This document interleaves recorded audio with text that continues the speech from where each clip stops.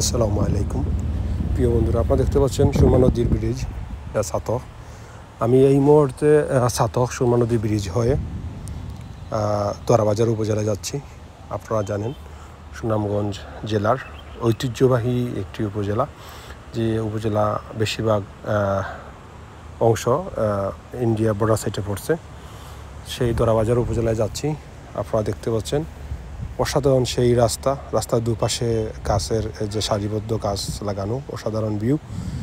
সেই রাস্তাটা হচ্ছে দরাবাজার উপজেলার রাস্তা। এই অসাধারণ মুহূর্ত আমি আপনাদের শেয়ার করি। তো বন্ধুরা, আপনারা দেখতে পাচ্ছেন সেই অসাধারণ রাস্তাটি হচ্ছে দরাবাজার উপজেলার রাস্তা, সাতক সুরমা ব্রিজ হয়ে এই রাস্তা।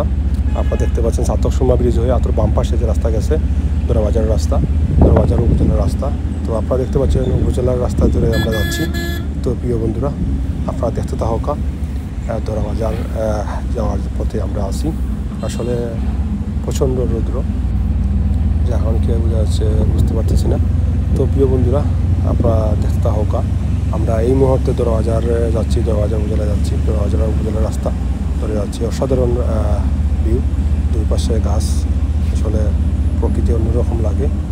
আপনারা দেখতে পাচ্ছেন সেই দরওয়াজা উপজেলা রাস্তা ধরে আমরা আছি। তো প্রিয় বন্ধুরা, দেখতে থাকা।